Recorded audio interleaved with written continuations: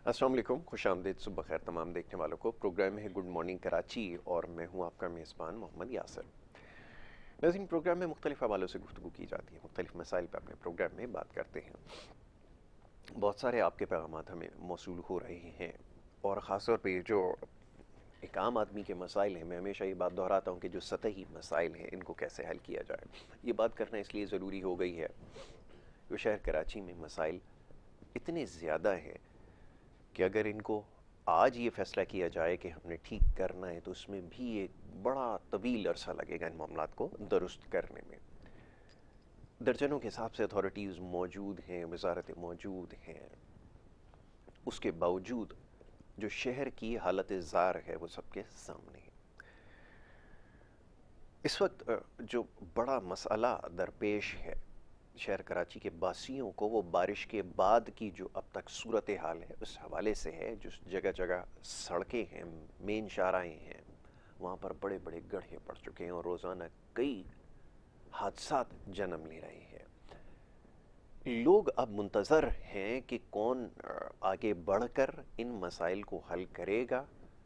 ये जो बारिश के बाद जो तबाही आई है, इसको कैसे दोबारा से मामलात को ठीक किया जाएगा, ये समझना ज़रूरी है। अब वक्त मेरे पास मुख्तसर है, बहुत सारी बातें मैं करना चाहता था, यकीनन आगे मौका मिलेगा तो ज़रूर तमाम मामलात पर गुफ्तगू की जाएगी। मौजूद मेहमान स्टूडियोज़ में तशरीफ़ फरमाएँ, मुख्तलिफ़ सियासी जमातों से आपका ताल्लुक़ है। कोशिश यही कर रहे हैं कि इस वक्त क्योंकि बल्दियाती इंतखाबात का अगला मरहला है, तमाम ही सियासी जमातें छोटी या बड़ी वो दावेदार हैं कि कराची को मसाइल हल करने की, कराची के मसाइल को हल करने की अहलियत रखते हैं। तो ये कैसे और क्यों कर मुमकिन हो सकेगा, इसके ऊपर गुफ्तगू की जाएगी। मौजूद मेहमान स्टूडियोज़ में मौजूद हैं। सबसे पहले मौजूद मेहमानों को खुश आमदीद कहूँगा। डॉक्टर सफ़वान, पाक सरज़मीन पाक पार्टी से आपका ताल्लुक़ है, उनको मैं खुश आमदीद कहूँगा। Thank you so very much, बहुत शुक्रिया सफ़वान प्रोग्राम में हमें वक्त देने के लिए। दूसरे हमारे मौजूद मेहमान जनाब तंजील अब्दुल रऊफ़ साहब, मुत्तहिदा कौमी मूवमेंट पाकिस्तान से आपका ताल्लुक़ है, उनको भी मैं खुश आमदीद कहूँगा। बहुत शुक्रिया, बड़ी नवाजिश तंजील अब्दुल रऊफ़ साहब प्रोग्राम में वक्त देने के लिए। डॉक्टर सफ़वान, बिला ताख़ीर ये जो मामला है जिसके ऊपर अभी गुफ्तगू की गई है, एक लंबी तमहीद बांधी गई है शहर कराची के मसाइल के हवाले से, अर्ज़ यह है कि तमाम ही सियासी जमातें ये दावा कर रही हैं कि उनके पास इतनी सलाहियत मौजूद है कि उन मसाइल को हल कर सकते हैं। इसमें सर फहरिस्त आपकी जमात है, क्योंकि उसके जो सरबराह हैं वो माजी में शहर कराची के मेयर रह चुके हैं और बड़े कामयाब मेयर समझे जाते हैं। अर्ज़ यह है कि अब एक सबसे बड़ा मसला जो है वो इख्तियारात के हवाले से और एक आइनी तरमीम और रुकावट उसमें हाइल है, उसको हल किए बिना ये कैसे मुमकिन हो सकेगा। मैं चाहूँगा पहले ज़रा इन ख्यालात का इजहार कीजिए। जी, thank you so much for having me on your show. अच्छा, सबसे इम्पॉर्टेंट बात यह है कि इसको दो जावियों से इस चीज़ को समझने की ज़रूरत है। सबसे पहले जो शहर को जो इमीडिएट बेसिस पर जो इशू है ना, जो शहर फेस कर रहा है, वो ये कि जैसे आपने बारिश का जिक्र किया, किसी भी दुनिया के किसी भी खित्ते में ये चीज़ इस तरह नहीं होती कि जब जिस टाइम बारिश हो या मानसून का मौसम आ जाए उस वक्त नालों की खुदाई शुरू कर दी जाए, उस वक्त सफाई का मामला सारा शुरू कर दिया जाए। ऐसा नहीं होता। बदकिस्मती से यहाँ ऐसा होता है। और अभी एक वाकया आपकी शायद डेफिनेटली आपकी नज़र के सामने से गुजरा होगा कि शादमान नाले में एक फैमिली जो है वो पूरी गिर गई। उसमें बड़ा अफसोसनाक एक उस लड़के की वाइफ और उसका जो बच्चा था वो उसका इंतकाल हो गया और वो हमारे दरमियान नहीं रह सके। अच्छा, और सानिया से बड़ा सानिया ये है कि उसके बाद भी उसके ऊपर किसी किस्म का एक्शन नहीं लिया गया, उस जगह को सील नहीं किया गया, बंद नहीं किया गया। वो जगह ऐसी खुली गई। जब नेक्स्ट बारिश हुई तो ये उन्होंने किया कि उस सड़क को बंद कर दिया। ये नेक्स्ट उसमें ये क्या, ये अलमी है। अच्छा, अब आपकी वाले पॉइंट पर बिल्कुल आते हैं कि भाई how we would solve it, हम कैसे इसको हल कर सकते हैं। देखिए, स्टेज 1 पर हम ये समझते हैं कि आज भी शहर के सिस्टम में इतनी जान है कि इस शहर से कचरा उठाया जा सके, सीवरेज का निज़ाम सही किया जा सके, यहाँ पर पैच वर्क कराया जा सके। हाँ, नई सड़कें, नए ब्रिजेस, कॉरिडोर्स नहीं बन सकते, नए अस्पताल नहीं बन सकते, लेकिन जो अस्पताल बने हुए उसमें दवाएं पहुंचाई जा सकती हैं, जो तालीमी इदारे उनको फंक्शनल किया जा सकता है। ये वो काम है। हम समझते हैं कि बीइंग अ रिप्रेजेंटेटिव ऑफ पाक ज़मीन पार्टी, मुस्तफा भाई की आइडियोलॉजी है कि हम स्टेज 1 पर इन कामों करके कम से कम मेंटेनेंस से शहर की स्टार्ट करें, जो बदकिस्मती से पिछले एमकेएम के दौर में भी नहीं हो सकी, और जो एडमिनिस्ट्रेटर साहब अभी जो बैठे हुए हैं मुर्तज़ा वहाब साहब, उनके टाइम पे भी नहीं हो सकी, जिसका रिजल्ट हमने देखा कि जब जब बारिश हुई तो ये शहर बह गया। ये स्टेज 1 है इसको हल करने का। जब देखें, आप एक किरदार के साथ, क्रेडिबिलिटी के साथ आप काम करेंगे, तभी आप स्टेज 2 पे उनसे आप अपने ऊपर जो भी आपके लोग हैं, जो भी हुकूमत है, उनकी आंख में आंख डाल के बात कर सकते हैं कि भाई इसके बाद के जो इख्तियारात हैं वो हमें दिए जाएं। आज तक गड़बड़ ये हुई कि जब आप स्टेज 1 की इख्तियारात जो है वो प्रॉपर्ली यूटिलाइज नहीं कर रहे, या उनसे अपनी जेबें भर रहे हैं, या उनसे अपने घर बना रहे हैं, अपने घरों के मामला हल कर रहे हैं, और शहर जो है वो लावारिस है, तो आप किस मुंह से आप ये बात आगे कर सकते हैं कि भाई हमें आगे के इख्तियारात मिले? सफ़ान, अर्ज़ ये है कि ये जो अगला मरहला जिसका आपने तस्करा किया है कि इख्तियारात लिए जाएंगे, तरीक़ाकार क्या इख्तियार करेंगे, मुख्तसरन मैं चाहूँगा ज़रा इसकी निशानदही कर दी जाए, क्योंकि इससे पहले जो जमात रही है उसके लिए कहा यह जाता था। मुस्तफ़ा कमाल साहब को मैंने एक दो दफ़ा कहते हुए सुना ये कि एहतजाज का रास्ता इख्तियार करना चाहिए। उन्होंने अदालत का रास्ता इख्तियार किया जो कानूनी और आइनी रास्ता था। आप कौन से रास्ते को प्रेफर करते हैं, तरजीह देते हैं, फरमाइए। देखिए, मैं ये समझता हूँ कि अगर अदालत का रास्ता डेफिनेटली चूज किया, लेकिन देखिए एंड ऑफ द डे वो मसला हल नहीं हो सका, मसला वहीं का वहीं खड़ा रहा। इशू ये है कि हम ये समझते हैं कि जिस वक्त, जैसे अभी एक छोटी सी एग्जांपल, एक केस स्टडी है कि एमक्यूएम के पास जो इस वक्त 7 सीटें थी, वो इतनी इंपॉर्टेंट 7 सीटें थी कि जितने भी आपके पास बड़े बड़े आपके वुज़रा थे और जमातों के हेड थे, वो सब उनके पार्लियामेंट लॉजेस में कमरे में आके बैठ गए। That was the moment, that was the time जिस वक्त आप आईनी तरामीम की बात करनी चाहिए। That was not the moment जहां पर वजारतों की बात की जाए, दैट वाज द मोमेंट जब आप आईनी तरमीम की बात करें कि ठीक है भाई, हम आपको जरदारी साहब को भी इनडिस्क्रिमिनेट सपोर्ट करने के लिए तैयार हैं, but what we want from you is कि भाई 2/3 अक्सरियत इसे एक कमरे में पार्लियामेंट लॉज के बैठी हुई है। यहां पर इस चीज को तय किया जाए कि कल सुबह असेंबली खुले, और जैसी असेंबली खुले तो पहला बिल यही पेश हो कि भाई 3 आईनी तरमीम जिसके ऊपर पाकिस्तान जमीन पार्टी बात करती है, उसके ऊपर उसको बार्गेन ना किया जाए वजारतों के ऊपर और अपनी पोजीशन के लिए। तंजील अब्दुल रऊफ साहब, ये फरमाइएगा, ये बात इससे पहले भी होती आई है, इख्तियारात के हवाले से जो कुछ कहा गया, हमारे यहाँ क्योंकि सियासत का जो तरीक़ा है वो ऐसा है कि आपकी बात भले दुरुस्त हो, मैं उसको कबूल नहीं करूँगा। बहुत सारे लोगों ने लामाला इस चीज़ का इजहार किया कि जो इख्तियारात थे यकीनन ये हाइल रुकावट थे जिसकी वजह से साबिक़ मेयर जो है वो डिलीवर नहीं कर सके। लेकिन उसके साथ साथ ये भी कहा जाता है, और ये बात हकीकतन सही मानी जा सकती है, कि बहुत कुछ किया जा सकता था जो कि नहीं हुआ। उन महदूद इख्तियारात के अंदर रहते हुए बहुत कुछ किया जा सकता था।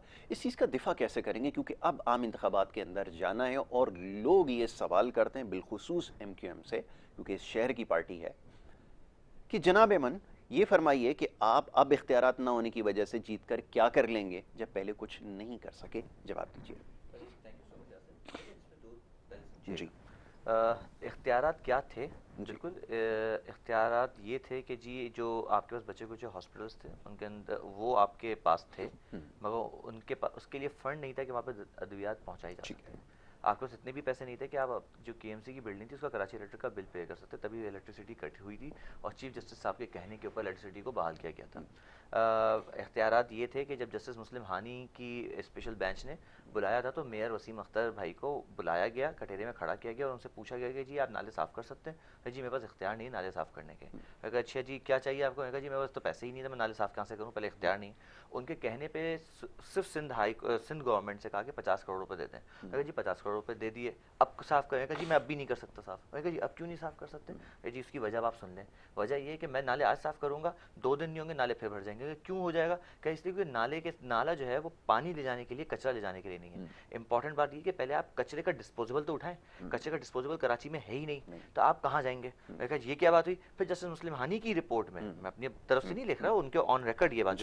मैं कहा सिंध गवर्नमेंट से पूछा जी क्या मसला है? मैं कहा जी हम जो है वो हाईवे पे थी, वो हाईवे की जमीन चली गई, हम वहाँ पे कचरे का डिस्पोजेबल रखते। अच्छा ये सारी चीजें उस नरेशन में लिखी हुई हैं, क्या करें? सबसे पहले कचरे का डिस्पोजेबल हुआ क्या? नाले साफ करने के लिए पहुंच गया ना, FW भी पहुंच गया, वफाक भी पहुंच गया, वो मिनिस्ट्री जो एक्स मिनिस्टर थे अली जैदी, उन्होंने भी बड़े बड़े दावे किए, वो भी नालों पे सियासत कर गए। आज नाले साफ क्यों नहीं हुए? अगर पिछले साल यदि आप देखिए, हम 2020 में तो चले गए ना, 2020 से पहले मेयर वसीम अख्तर ने कहा नाले साफ करते हैं, सब करते हैं, बारिश हो गई, आज क्यों कराची डूबा? फिर तो नाले साफ हो जाने चाहिए थे। अगर मैं सबके पॉइंट ऑफ व्यू को सामने रखूं तो बिल्कुल स्पेसिफिक है, मगर हुआ ये कि जी नाले साफ ही नहीं हुए, इसलिए क्योंकि पीछे के कचरा फंसता है। वो जो कचरा है कराची का असल मसला वो है। अब आप आ जाए इस बात पे, कचरा कौन साफ करेगा? कचरा साफ करने का इख्तियार पूरे चैनल पे बावसूख ज़राए से और पूरी ताकत से ये कहने के लिए मुझे आप इजाज़त दें कि मेयर के पास है ही नहीं। है ही ना वो घर से कचरा उठा सकता है, ना वो रोड से कचरा उठा सकता है, और ना वो रोड से उठा के शहर के बाहर फेंक सकता है कचरा, और ना ही वो किसी कंपनी को दे सकता है कचरा कि भाई आप कचरा ले जाएं। इसका सिंध सॉलिड वेस्ट मैनेजमेंट का एक डिपार्टमेंट है जो सब जानते, वो डायरेक्ट वजीर आला के मातहत आता है। ठीक है, अब आप ये बात तो तय हो गई कि जी कचरा उठाने का इख्तियार मेयर के पास नहीं है, नाले साफ करने का इख्तियार मेयर के पास नहीं है। अब मेयर के पास इख्तियार क्या है? मेयर के पास इख्तियार था कि जी एक रोड पैच बना दें। अच्छा, वो रोड पैच बनाने का भी जो इख्तियार था, जो महदूद इख्तियार में आते, वो ये था कि जी मेयर वसीम या जो भी करा मेयर कराची हो, उसके पास कितने चेक, कितनी अमाउंट का चेक साइन करने की ताकत है। उस ताकत के मुताबिक जो कि कॉन्स्टिट्यूशनली उसको दिया हुआ है, उसमें कोई काम हो नहीं सकता। अगर हुआ जाता तो सबसे पहले अपने ऑफिस का एसी, अपने ऑफिस का इलेक्ट्रिसिटी, अपने ऑफिस की पूरी लाइट वही ऑन करवा देता, तो वो हो नहीं सकता था। अच्छा, अब आप आ जाए कि आप कहते हैं कि यार आपने छोड़ क्यों नहीं दिया? अगर इतने इख्तियारात नहीं थे तो छोड़ देते, रिजाइन करके बाहर आ जाते। बिल्कुल सही है। इसका जवाब मैं आपको दो दे देता हूँ। पहली बात, अगर मैं छोड़ देता तो 2020 से भी तो मुर्तजा वहाब जो एडमिनिस्ट्रेटर कराची में वो बैठे हुए ना, उनके पास वो तो एडवाइजर टू सीएम भी हैं। क्या कर लिया उन्होंने? अगर इख्तियारात तो उनके पास सारे हैं, एक्सटेंसिव सपोर्ट तक है, वो क्यों नहीं कर पा रहे फिर? अच्छा, फिर क्यों कराची डूब रहा है? इसका मतलब ये है कि सिस्टम में फ्लॉ है। अच्छा, दूसरा प्रॉब्लम, अगर मैं छोड़कर बाहर आ जाता तो फिर वो जो हमने आते ही साथ वसीम अख्तर ने, क्योंकि जीते तो वो जेल से थे, और जेल से आने के बाद मेयर कराची की सीट पे बैठे, उसके बाद उन्होंने जो पिटीशन डाली थी 140A की, सेक्शन 140A की, उसकी सुनवाई नहीं हो सकती थी। अगर वो चले जाते, एज अ मेयर उन्होंने डाली थी, एज अ वसीम अख्तर नहीं डाली थी, जरा समझिएगा बात, एज अ मेयर डाली थी। एज अ मेयर डाली थी कि भाई मेरी पिटीशन सुनो तो सही, जिसको रिटायर्ड जस्टिस गुलजार साहब ने अपने आखिरी दिन जाते हुए जजमेंट दी।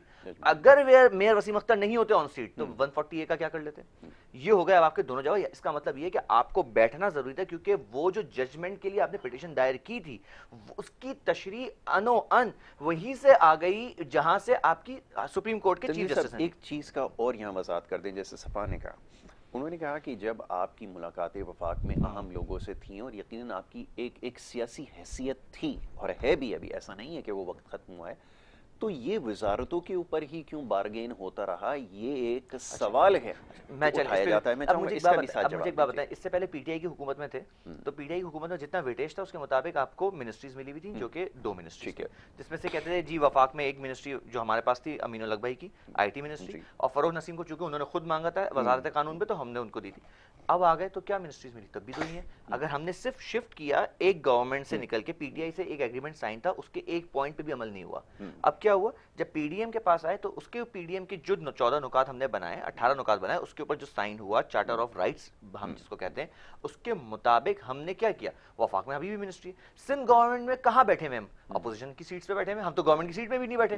तो जब मैं अपोजिशन की सीट पे बैठा तो कौन सी मिनिस्ट्री, कहां की मिनिस्ट्री, कैसी मिनिस्ट्री? ये वावेला ना मीडिया पे या बाहर लोगों में मचाया जा रहा है, जी इन्होंने मिनिस्ट्री से ली। भाई ली है तो बताओ, अगर ली है तो दिखाओ। हमने तो कोई मिनिस्ट्री नहीं ली। अच्छा, अब आप ये कहें कि मैंने मिनिस्ट्री कोई नहीं ली, पहली बात, हम बैठे हुए हैं अपोजिशन की सीट्स पे और हमने एक चार्टर ऑफ राइट्स साइन करवाया। उस चार्टर ऑफ राइट्स में हर एक पॉइंट में कहीं भी एमक्यूएम की हिमायत में कोई बात नहीं, सारी बातें कराची से रिलेटेड, शहर कराची से। उसमें सबसे पहला जो पॉइंट था वो था सेंसस का। सेंसस के बारे में हाँ मैं ये कहता हूँ कि लास्ट गवर्नमेंट पे हम एमक्यूएम के शदीद दबाव की वजह से वो इस बात पे एग्री कर गए जी सेंसस के नंबर्स पे सबको क्वेश्चन मार्क है। उस क्वेश्चन मार्क के अगेंस्ट किया जी आपने फंड्स एलोकेट करा दिए, सब कुछ कर दिया, और अभी सितंबर से ये सेंसस स्टार्ट हो रहा है जिसमें आईटी मिनिस्ट्री ही सबसे बड़ा रोल प्ले कर रही है, क्योंकि डिजिटल हो रही है फर्स्ट टाइम। ठीक है, अब ये जो काम हो रहा है ये कैसे, जब आप सही गिने ही नहीं जाओगे, 1,40,00,000 आपको कराची की आबादी बताई गई है, और आप किसी भी आम शख्स, बात दुरुस्त है कि कराची के जितने भी मसाइल हैं उनको हल करने के लिए सबसे पहले यहाँ की जो मरदमशुमारी है वो की जाए, और ये बात सब इससे मुत्तफिक हैं जो मामलात को समझते हैं। मैं मामलात को आगे लेके चलता हूँ, ज़रा गुफ्तगू को आगे बढ़ाया जाए। ज़रा बल्दियाती इंतखाबात के हवाले से बात हो रही है,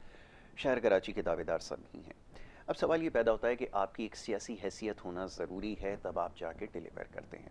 यकीनन अवाम में मकबूलियत के बहुत सारे पैमाने हैं, लेकिन हम इसको समझते हैं कि जो वोट के ज़रिए मुंतखब होकर आए वही अवाम में सही मकबूल है। अर्ज़ ये है कि अब क्योंकि पार्टी की पोजीशन, क्योंकि अभी हालिया दिनों में जो इंतखाबात हुए, कैंटनमेंट का इलेक्शन हुआ और दीगर इलेक्शन हुए, उसके अंदर कोई खातिर खा कामयाबी हासिल नहीं हुई।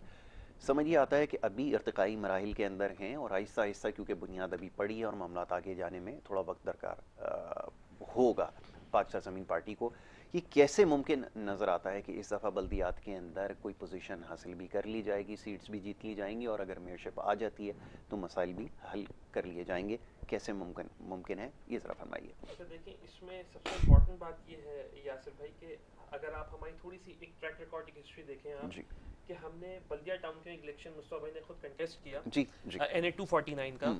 उस इलेक्शन में 2018 में हमारे वहाँ पर शायद गालिबन 1500 वोट थे और जब मुस्तफा भाई ने वहाँ कंटेस्ट किया बाई इलेक्शन में तो हमारे तकरीबन 9,500-10 हज़ार वोट थे और हम वहाँ पर MQM जो उससे भी हम आगे थे, वहाँ पर हम तहरीक इंसाफ जिसकी वो सीट थी उससे भी आगे थे और जीतने वाला भी हमसे बहुत फासले पे नहीं था, 15,000 वोट्स पर वो जीते। तो ये हमारा ग्राफ है कि जो सबसे ज्यादा अगर किसी ने इंक्रीज किया तो वो पाकिस्तान पार्टी थी। अब उसके बाद आते हैं यानी 240 का इलेक्शन जो कि कोरंगी का इलेक्शन था जिसमें शब्बीर कायम खानी भाई कैंडिडेट थे। उस इलेक्शन में हमारा ये बड़ा एक क्लियर मुतालबा है कि हमारे साथ उस इलेक्शन में धांधली हुई।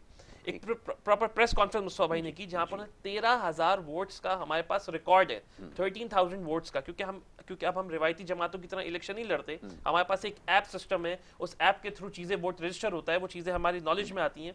तो विद टाइम हमारे पास 13,000 वोटों का रिकॉर्ड है, उस बंदे का नाम, उनके वालिद का नाम, उनका टाइम, एवरीथिंग वी हैड। तो हमने तो उसको बाकायदा आगे चैलेंज किया। लेकिन अगर हम इनके भी जो रियासत ने भी हमें दे दिया हाथ में लाकर, हुकूमत ने एक इलेक्शन का रिजल्ट दिया, उस एतबार से भी हमारे 5,500-6 हज़ार वोट्स हैं और जीतने वाला हमसे 12,000 वोट पर है। तो अगर हम इनके मान भी लें तो कहीं पे वो 5,500-6 हज़ार लोग हैं जो मुस्तफ़ा कमाल के नजरिए को एग्री करते हैं। अगर मैं इनका रिजल्ट भी मान लूं, अभी तो स्टेज 1 पर तो मैं इसी को मानता ही नहीं कि भाई 13,000 वोट्स हमारे हैं, हमें तो वो वोट हमारे गिने जाए। जहां पे मुस्तफ़ा ने इतना बड़ा दावा किया कि भाई हम एक ग्राउंड में 13,000 लोगों को जमा करते हैं और वहां पर आके इलेक्शन कमीशन आके पूछे कि हाँ भाई ये कौन लोग हैं, इन्होंने वोट कास्ट किया नहीं किया। एक तो ये हो गई बात। तीसरी बात ये हम ये समझते हैं कि जब हम बल्दियाती इलेक्शन की तरफ जा रहे हैं तो कराची वालों के पास और कोई ऑप्शन अब रहता नहीं है। कराची वालों को अब खुले जहन के साथ होल हार्टेडली ये सोचना है, ये समझना है कि अगर इस शहर में कभी काम हुआ था तो वो सैयद मुस्तफ़ा कमाल भाई के हाथ से हुआ था। मैं यहाँ कता कलामी की माफ़ी चाहूँगा, इसकी भी ज़रा वजाहत फरमा दीजिए साथ साथ कि जैसे आपने कहा कि कराची के लोगों के पास ऑप्शन नहीं बचा, यहाँ पर एक बहुत मजबूत उम्मीदवार जमात इस्लामी बनकर जो है वो उभर रहा है और जिसकी बहुत पॉलिटिकल कैंपेन चल रही है और बड़े भरपूर तरीके से चल रही है। अगर कारकर्दगी को बुनियाद बना लिया जाए तो यहाँ पे बहुत सारे लोग इस बात से आगाह हैं और यकीनन जानते भी हैं कि जितनी कारकर्दगी मुस्तफ़ा कमाल की थी बराबर उतनी ही नेमतुल्लाह खान साहब की माजी में रही है। इसको कैसे आप नज़रअंदाज कर सकते हैं, ये फरमाइए। अच्छा देखिए, मुझे थोड़ा सा टाइम चाहिए होगा इस पर रिस्पॉन्ड करने के लिए। एक तो देखिए जितना इसको जिस तरह प्रोजेक्ट किया जा रहा है ना, जाहिर सी बात है कि जमात इस्लामी के पास ज़कात और चंदे के बहुत सारे पैसे हैं, वो हमारे पास नहीं है उतने। तो डेफिनेटली वो सोशल मीडिया कैंपेन पर और चीज़ों पर बहुत पैसे लगा रहे हैं और प्रोजेक्ट कर रहे हैं, लेकिन बहुत सारी प्रोजेक्शन गलत है। मैं वो यहाँ पर इस प्लेटफॉर्म पर क्लियर करना चाहता हूँ। खुद जमात इस्लामी वाले एक वीडियो सर्कुलेट करें जिसमें वो बता रहे हैं कि भाई 3 फ्लाईओवर्स नेमतुल्लाह खान साहब ने बनाए। तो मैं आपको ऑन रिकॉर्ड इस मीडिया के सामने, लोगों के सामने बताऊं कि मुस्तफ़ा कमाल ने 36 फ्लाईओवर्स बनाए, 3 इन्होंने बनाए, 36 फ्लाईओवर्स मुस्तफ़ा कमाल ने बनाए। फिर इनकी तरफ से एक बात ये की जाती है कि भाई नेमतुल्लाह साहब ने जो है वो प्रोजेक्ट शुरू किए, मुस्तफ़ा कमाल साहब ने कंप्लीट किए। तो मैं आपको एक फिगर यहाँ कोट करूं कि मुस्तफ़ा कमाल ने अपने 52 मंथ्स का टेन्योर था मुस्तफ़ा कमाल का, उसमें 2160 प्रोजेक्ट्स मुकम्मल किए, कंसीव किए और मुकम्मल किए। ये 2100 प्रोजेक्ट्स कौन से थे यासिर भाई? जिनकी मालियत 5 करोड़ या उससे ज्यादा, ये भी लाखों वाले प्रोजेक्ट्स की हम बात नहीं कर रहे हैं।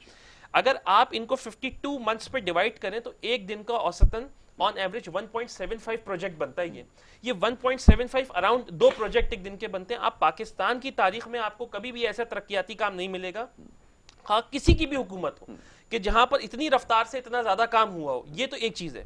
फिर K3 का प्रोजेक्ट मुस्तफ़ा कमाल भाई ने कंप्लीट किया। वो डेफिनेटली जब मुस्तफ़ा कमाल के पास वो प्रोजेक्ट आया था तो 10 से 15% कंप्लीट हुआ था, मुस्तफ़ा कमाल ने कंप्लीट किया। K4 कंसीव मुस्तफ़ा भाई ने किया और वो ताहाल कंप्लीट नहीं हो सका। अगर कंप्लीट करना ही चीजें इतना आसान थी तो फिर उसके बाद भी हुकूमत थी। 16 अरब रुपए पे कंसीव होने वाला प्रोजेक्ट आज 100 अरब से ज्यादा हो चुका है। आज उस निजामत को खत्म हुए 12 साल हो चुके हैं, लेकिन वो ताहाल मुकम्मल नहीं हो सका। 15,500 किलोमीटर रोड्स बनी वहां पर। यहाँ पर 187 के करीब स्कूल्स बने, 140 के करीब अस्पताल बने, डिस्पेंसरीज बनी, Karachi institute of heart disease के 4 डिफरेंट सैटेलाइट हॉस्पिटल्स बने। ये तरक्याती काम सारे and so on and so for में आगे बढ़ सकता है। तो आप कहते हैं कि कारकर्दगी वो वजह है, वो बुनियाद बनेगी जिसकी वजह से लोग मुस्तफ़ा कमाल साहब को मुंतखब करेंगे। तंजील अब्दुर्रऊफ साहब, ये फरमाइएगा कि उन्होंने अभी मुस्तफ़ा कमाल का कारकर्दगी के हवाले से बात की, मुझे याद पड़ता है ग़ालिबन वो माजी में जो जमात थी वो मुत्तहदा क़ौमी मूवमेंट ही थी जिसके साथ उनकी सियासी वाबस्तगी थी। अभी क्रेडिट लेते हैं, लेना भी चाहिए, बिल्कुल दुरुस्त है। तो क्या बिना इख्तियारात के मुमकिन हो सकता था? ये तो एक सवाल है, तो दोनों से ही है, लेकिन जवाब आप पहले इसका दे दीजिए। और अब ये बात भी है कि जैसे उन्होंने कहा कि उनके बाद आने के मुत्तहदा क़ौमी मूवमेंट के पास ज़ाहिर है कि एक अहम जिम्मेदारी थी, लेकिन वो उस तरह डिलीवर नहीं कर सके। क्या वजह बनी? आप इसका जवाब दीजिए। पहली बात ये कि बिल्कुल सही है, मुस्तफ़ा कमाल ने अगर ये काम किए तो वो पीएसपी में तो नहीं थी, वो सब एमक्यूएम में थे। और जब वो एमक्यूएम में ये काम कर रहे थे तो एमक्यूएम में वो अकेले तो नहीं कर रहे थे, उस वक्त वज़ीर बल्दियात वसीम अख्तर ही थे। ये भी मैं आपको बता दूं। आपके जो गवर्नर थे गवर्नर बिल्कुल गवर्नर इशरतुल इबाद साहब थे, वज़ीर दाखिला हमारे थे रऊफ सिद्दीकी भाई थे। अच्छा, आपके पास सारे एडवाइजर्स जो सीएम के थे वो भी हमारे थे। इनफैक्ट फाइनेंस मिनिस्टर भी जो थे, जो सिंध के फाइनेंस के जो तमाम अथॉरिटीज में एमक्यूएम में थे। तो बात ये कि सारे के सारे जो फंड्स था वो वहाँ से एलोकेट होता था। अच्छा, यहाँ पे मैं थोड़ा डिटेल में जाऊँ तो मैं आपको बताता हूँ। अच्छा, अब ये काम हुआ कैसे? ये काम हुआ ऐसे कि SLGA 2001 बनता है। SLGA 2001 मुशर्रफ साहब के दौर में बनता है। मैं 2001 से लोगों को चलाता हूँ। तो SLGA 2001 बनाते हैं रिटायर्ड जनरल तनवीर नकवी साहब, मुशर्रफ साहब की काबिना में से, ठीक है। वो बनाते हैं और उसको आइन का हिस्सा बना के ये कहा जाता है कि ये 10 साल तक इंप्लीमेंट रहेगा। कब तक? 2001 से 2011 तक का। पहले जमात इस्लामी का दौर निकल जाता है नेमतुल्लाह खान साहब का, फिर एमक्यूएम का दौर आता है। एमक्यूएम नॉमिनेट करती है मुस्तफ़ा कमाल को, नाजिम उनको बनाती है, एमक्यूएम बनाती है, और फिर वो बनते हैं नाजिम। और उसके बाद वो 36 और फिर 160 और फिर तमाम चीज़ें वो बना के अपने कंप्लीट टेन्योर में कंप्लीट करते हैं। मगर उसके पीछे पूरी इंटायर टीम होती है। जब आप ये कहते हैं कि जी जमात इस्लामी के नेमतुल्लाह खान साहब नहीं, उनके पीछे पूरी जमात इस्लामी थी, तो फिर ये जो जितने काम हुए इसके पीछे एमक्यूएम का पूरा सेटअप था। एमक्यूएम के सेटअप के बगैर ये काम हो नहीं सकता था, क्योंकि ये सब दुनिया जानती है कि ये वो सेटअप था जिसने काम करके दिखाया।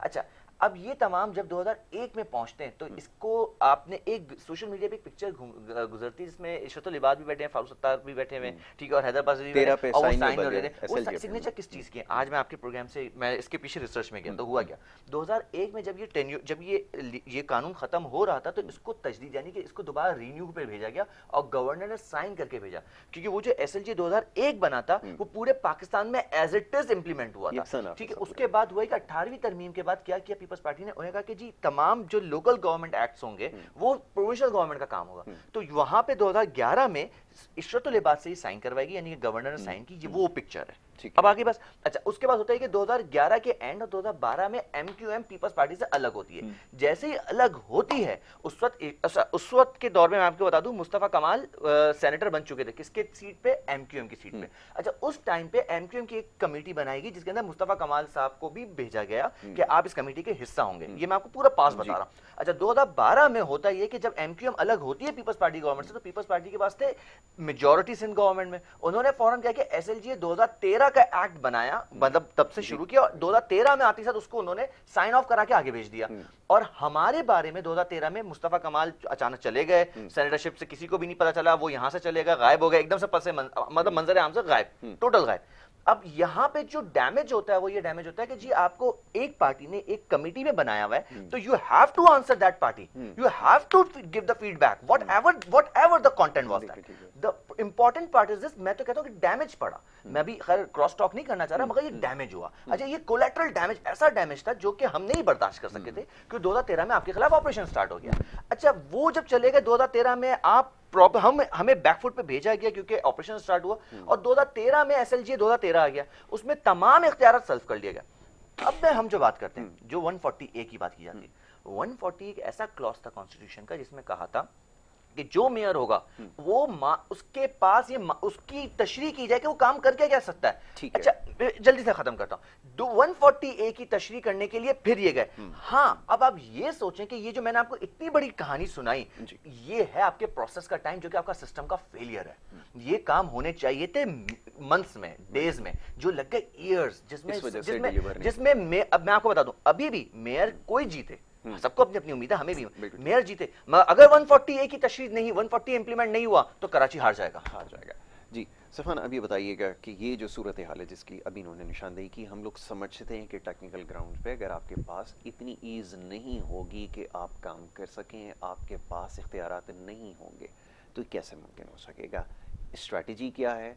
आखिर में ये बताइए कि ये वो चीज़ें हैं जिसको जाके सबसे पहले एड्रेस किया जाएगा, ये जो हर्डल है इसको पहले रिजॉल्व किया जाएगा, अगर नहीं किया जाएगा तो फिर क्या कुछ हो सकता है, इसके बारे में बताइए, ताकि जो लोग वोट देना चाहते हैं, जो आपको फॉलो करते हैं, आपकी आइडियोलॉजी को अगर फॉलो कर रहे हैं, तो वो क्या सोचकर वोट दें। मैं चाहूँगा इस बारे में गुफ्तगू करें। अच्छा, मैं 2-3 बातें पहले बस जल्दी मैं रिस्पॉन्ड कर दूं। जी। एक तो ये कि सबसे पहली बात ये कि भाई एक इन सारी बातों में एक चीज़ और रह गई थी जमात इस्लामी के वजह से कि टाइम हमारा कट हो गया था। एक तो ये कि बसेस का भी वो क्लेम एक उनका चलता है ना कि बसेस वो लाएं, तो उसका भी थोड़ा सा बैकग्राउंड आवाम को मैं दे दूं कि जब नेमतुल्लाह साहब बसेस लेकर आए थे तो वो बसेस 1.5 साल के अंदर ही वापस उड़ गई थी, क्योंकि बैंक का लोन था। वो जब मुस्तफ़ा कमाल मेयर बने तो एक भी बस नहीं थी, 75 नई बसेस आई और तकरीबन 150 से ज़्यादा बसेस के स्टैंड्स बने, शीशे के स्टैंड शहर ने देखे, फर्स्ट टाइम इस मुल्क में बने थे, वो उन्होंने बनाए। अच्छा, अब तंजील भाई की बात, 2 बातों का मैं बिल्कुल जवाब देना चाहूँगा। एक तो देखिए सबसे इंपॉर्टेंट बात इन्होंने कही कि भाई एमक्यूएम थी, पूरा एक सेटअप था, वो सब कुछ हो रहा था। अगर मैं एक वक्त को इनकी ये वाली बात मान लेता हूँ तो मेरा दूसरा काउंटर क्वेश्चन इस पर यह है, तो फिर हैदराबाद का मेयर, अगर मुस्तफ़ा कमाल वर्ल्ड 2nd बेस्ट मेयर था तो हैदराबाद का mayor world 3rd best mayor तो हो जाना चाहिए था। अगर कराची दुनिया के 12 तेजी से तरक्की करने वाले शहरों में शुमार था तो हैदराबाद कम से कम 13वें नंबर पर तेजी से तरक्की करने वाले शहर में आ जाता। तो ऐसा क्यों था कि भाई सारे वजीर क्या मुस्तफ़ा कमाल के लिए थे, वो बाकी सारे वज़रा के हैदराबाद के मेयर के लिए नहीं थे? तो ऐसा नहीं है, काम और किरदार एक शख्स के लिए वेरी करता है, और तभी उस शख्स ने एक एग्जांपल सेट की। एक बात ये हो गई। फिर दूसरी बात कि भाई अगर इस एमक्यूएम का सेटअप ही सबको चला रहा था तो फिर वसीम अख्तर साहब इतना बुरी तरह नाकाम क्यों हो गए कि भाई वो कोई भी चीज डिलीवर नहीं कर सके? अगर एमक्यूएम का सेटअप इटसेल्फ इतना स्ट्रांग होता तो वो चीजें कर लेते। तो ये 2 मिसालें आपके सामने हैं कि पोजीशन में अक्सर जो है वो फर्क था उस वक्त, क्योंकि जैसे वजारत आम के, पीटी के और इसके उसके वो सारे वजारतें थी। लेकिन फिर मैं इसको अगर आपकी पहली वाली बात पर ले आता हूँ कि फिर वो हैदराबाद के मेयर के लिए भी थी, वो दौर था, वो अक्सर हाँ नहीं, लेकिन अगर हैदराबाद का मेयर अगर उस टाइम पे रिलेट करे तो वो चीज कर लेता, वो हो जाता। अच्छा, तीसरी बात उन्होंने कही कि भाई वो 2013 में, तो मैं इनको एक फैक्ट क्लियर करूं, वो 2013 का टाइम था, सिंध लोकल गवर्नमेंट एक्ट 2013 जिस वक्त आया, उस वक्त मुस्तफ़ा कमाल was not the part of MQM. Mustafa कमाल की सेनेटरशिप के 2013 में मुस्तफ़ा कमाल वाज नॉट हिस्सा नहीं थे जिस वक्त ये सिंध लोकल गवर्नमेंट एक्ट, ये बिल्कुल ऑन रिकॉर्ड बात है, इसको चाहे तो हम इसको बाद में क्रॉस चेक कर सकते हैं। 6 महीने मुस्तफ़ा कमाल की सेनेटरशिप को हुए थे, 5.5 साल रहते थे, उस सेनेटरशिप को वो छोड़ कर गए। ठीक है, यहाँ पर एक काउंसलर भी कोई बन जाता है तो अपनी सीट से चिमटा रहता है, वो सीट को छोड़ के गए। चाहते तो और लोगों की तरह अनजान बन के बैठे रह सकते थे, लेकिन क्योंकि इस शहर तबाही की तरफ जा रहा था और वो उसमें अपना रोल उस तरह नहीं प्ले कर पा रहे थे, दिन ब दिन इसी एमक्यूएम ने फिर देखा ना बाद में जाकर के कैसे डाउनफॉल हो गया, तो वो इस डाउनफॉल को देख रहे थे और वो अपना रोल नहीं प्ले करना चाहते। दैट वाज द रीजन कि ही मेड अ डिसीजन और वो गए, और फिर इसलिए वो वापस आए। दूसरी बात, ये एमक्यूएम मशहूर थी हड़ताल कराने के लिए। जब 2013 में जब ये लॉ पास हो गया, ठीक है भाई, अगर ये इनकी वाली बात मान लेते हैं कि भाई they were not part of the हुकूमत, तो ये एक रैली, कोई एक एहतजाज, कोई एक प्रोटेस्ट की कॉल बता दे कि इसके खिलाफ इन्होंने किया, वो तो हुई है, एक भी नहीं, वो तो हुई है, वो तो बहुत हुई है। एक भी, अच्छा इसको रिकॉर्ड करिए, एक भी नहीं है। I mean it. अच्छा, इसको हम नेक्स्ट प्रोग्राम में डिस्कस कर लेंगे। हुई है, मगर मैं भी इसके बारे में डाटा डिस्कस कर लेंगे। एक भी इस पर एहतजाज या हड़ताल नहीं है एमक्यूएम की तरफ से। कोटा सिस्टम पर जब ये जमात बनी तो कोटा सिस्टम की आपको हड़ताल निकाले, हो सकता है, सिंध लोकल गवर्नमेंट कर सकता हूं, लेकिन ये कि जो 2013 के ये जो एफआईआर कटी हुई है ना, इसका रिकॉर्ड ही है। चलिए इसको ऐसे कर लेते हैं समझ कि ये जो इनके ऊपर अभी रिसेंटली एफआईआर कटी है ना, तो वो एफआईआर आपके पास है, वो जो ये चीफ मिनिस्टर हाउस के बाहर हुई है ना। आई एम टॉकिंग अबाउट 2013 जिस वक्त हुई है। 2013 पे भी ये हुआ था, कॉन्फ्लिक्ट यही हुआ था, इसलिए क्योंकि उसकी मौजूद, अच्छा मीडिया रिपोर्ट्स मौजूद हैं, इसलिए बता रहा हूं। क्योंकि अच्छा कुछ एहतजाज में तो क्योंकि मेरा इंसिडेंट हुआ था तो मुझे खुद वैसे भी याद है कि बहुत सारे हुए थे। ठीक है जी। जो सिंध लोकल गवर्नमेंट एक्ट 2013 था, उसमें ऐसा हो सकता है असेंबली में इनकी कोई गुफ्तगू हुई हो, लेकिन जो अवामी एहतजाज और चीजों की बात है उसमें कुछ नहीं हुआ, नहीं हो सकता। ये रिकॉर्ड मौजूद है। रिस्पॉन्ड इसके ऊपर अच्छा नहीं, ये हुआ है, ये मैं इस पे डाटा कर दूं कि ये तमाम एहतजाज हुए, तमाम चीजें हुई, मगर जब आपके पास मेजॉरिटी नहीं है, आप सिंध गवर्नमेंट के अंदर, असेंबली के अंदर भी कर रहे हैं, असेंबली के बाहर भी कर रहे हैं। 2014 तक वजीर रहे इनके। नहीं मैं बता रहा हूँ, वो टाइम यही था ना। मैं बता रहा हूँ, जब मुस्तफा कमाल चले गए, मंजर आम से गायब हो गए, किसी को भी नहीं पता कहाँ गए, ये सबसे बड़ी हिट कर गई। या तो आप बता के चले जाते, अच्छा खैर वो पास हो गया, मैं भी नहीं जा रहा, मगर मैं आपको बता रहा हूँ कि इस तमाम चीजें हुई और एमक्यूएम ने अपना भरपूर एहतजाज रिकॉर्ड कराया, जितना उसका मसल था उसने उस मसल को यूज किया। अच्छा, अब आप ये कहेंगे जी हड़तालें नहीं हुई या सब कुछ नहीं हो, जो उस वक्त एहतजाज का पॉइंट ऑफ व्यू था, जो जिस टेम्पटेशन से हो सकती थी, वो टेंडेंसी 2013 में तो ऑलरेडी ऑपरेशन स्टार्ट हो गया ना दोस्त। आप खुद सोचो 2013 में ऑपरेशन स्टार्ट हो गया, 2014 में नहीं। मैं आपको सुन, 2013 में तो आपके ऑपरेशन स्टार्ट हो गया। 2013 में तो ऑपरेशन, अक्टूबर 2014 आप इसको चेक करें। सुन तो, अच्छा मैं बता रहा हूँ 2013 में तो आपके इलेक्शंस हो गए ना यार, आप कहां से बात कर रहे हैं? 2013 में अच्छा नवाज शरीफ साहब कब बने? अक्टूबर 2014 में अरे आपके नवाज वजीर शरीफ का रहे, वज़ीर आज़म पीपल्स का पार्टी के साथ। नहीं यार नहीं ना, 2013 में तो इलेक्शन हो गए ना, कैसी इलेक्शन बातें हो कर गए। रहे हैं? 2014 की बात ही नहीं, 2013 में तो इलेक्शन हो चलिए, गए। चलिए, अच्छा इसके ऊपर आ 2013 में जाते हैं। इलेक्शन हो गए, उसके बाद नवाज शरीफ साहब आ गए, एमक्यूएम दोबारा अपोजिशन में चली गई, यहाँ सिंध गवर्नमेंट आई, एमक्यूएम तो अपोजिशन में बैठी थी, तो कोई वजीर कहां से होंगे? अपोजिशन में बैठे हुए थे। आप भी मैं चेक on कर लें। record अच्छा कह मैं रहा भी हूं, ऑन on रिकॉर्ड हूं record ना, कह आप रहा हूं। क्रॉस चेक कर लीजिएगा, हाँ, आप भी और क्रॉस फिर चेक ये कर क्लिप लें। आपने अच्छा, चलाना है, आपने फिर ये चेक अब ये कीजिएगा। क्लिप चलाना है आप आपने। फिर ये बताइएगा क्योंकि इलेक्शंस हो चुके थे, ठीक है? अच्छा हम अपोजिशन में चले गए, जब अपोजिशन में चले गए तो आपके पास तो कुछ बचा ही नहीं, आप जब नहीं थे तो आप कर नहीं सकते थे। अच्छा अब आप आ जाए इस बात के ऊपर कि ये तमाम पॉइंट ऑफ व्यू में हुआ ये कि कराची हार गया इस तमाम चीजों में, चाहे मेयर कोई भी हो, ठीक है? अभी भी अब जमात इस्लामी, मैं तो जमात इस्लामी कह रहा हूँ, ये तो राउंड अबाउट की जमात बन के रह गई। पैसा बहुत है, ज़कात सदके का पैसे आ रहे हैं, वो बैनर में लग रहे हैं, अच्छा लग रहे हैं, ठीक है। अब तो मुझे, मेरा तो पॉइंट ये है कि जिसकी जितनी प्रमोशन हो रही है वो उतना ही जीता। इसका मतलब है तो मार्केटिंग का गेम हो गया सारा का सारा, यानी कि मार्केटिंग में पैसा लगाते जाओ। मगर मार्केटिंग में प्रॉब्लम ये आती है, मार्केटिंग कहता है आरओआई क्या होगी, तो क्या ये फिर इनकी रिटर्न ऑन इन्वेस्टमेंट क्या है? और इस पे इलेक्शन ऊपर एक कमीशन को प्रोग्राम सोचना होना चाहिए चाहिए। कि पैसा कहाँ लग रहा है। पहले तो एक और लिमिट कितना हुआ करती लग रहा थी कि है। 5 हाँ, लाख रुपए exactly, जो एक खर्च लिमिट थी, हो अब तो कोई सकता है लिमिट ही नहीं बैनर के है। ऊपर, लेकिन ये तो मतलब भरपूर अंदाज में। इसमें तो आपके पास अच्छा इतना मैं ये को बता दूं, ठीक है। सोशल मीडिया का पैसा तो आप आइडेंटिफाई करवा सकते हैं, बैनर के तो चलो आप नहीं करवा सकते हैं, इसके तो करवा, आपको खुद पता चल जाएगा किस तरह यूट्यूबर्स चल। चलें, बहुत शुक्रिया जी डॉक्टर सुभान, मैं आपका बड़ा शुक्रगुजार हूँ, आपने प्रोग्राम में वक्त दिया। यकीनन एक निश्चित और इसके ऊपर रखी जाएगी जिसमें शहर कराची से जुड़े मसाइल हैं। ये तो कुछ माजी के हवाले यहाँ पर दिए गए, इससे आगे और कुछ मामला हैं जिसके ऊपर बात करेंगे। तंजील अब्दुर्रऊफ साहब, मैं आपका बड़ा शुक्रगुजार, आपने भी प्रोग्राम में वक्त दिया। नाज़रीन, ये आज का प्रोग्राम था, दोनों हमारे मौजूद मेहमान यहाँ मौजूद थे, अपनी अपनी पार्टी की नुमाइंदगी कर रहे थे और बड़ी खुलकर उन्होंने गुफ्तगू की और यकीनन माजी में जो मामला रहे हैं उनका बखूबी हवाले भी यहाँ पर दिए जाते रहे हैं। अब समझने की बात यह है कि ये अब फैसला आपका है, आवाम का है, देखने वाले लोगों का है कि वो कौन सी ऐसी जमात है जिसको समझते हैं कि वो इन महदूद इख्तियारात के अंदर काम कर सकती है। क्योंकि अभी ये बात नहीं हो रही, लेकिन आगे चल के ये मामला फिर से सर उठाएगा कि इख्तियारात ना होने की वजह से जो अवामी मसाइल हैं उनको हल नहीं किया जा सका। बहरहाल इस मामले पर आगे चल के गुफ्तगू होगी। अगले सेगमेंट की तरफ जाना होगा, आपकी सेहत के हवाले से मामला हैं उसके ऊपर बात करेंगे, लेकिन उससे पहले एक छोटी सी ब्रेक है, ब्रेक से वापस आएंगे। आप देखते रहिए प्रोग्राम गुड मॉर्निंग कराची।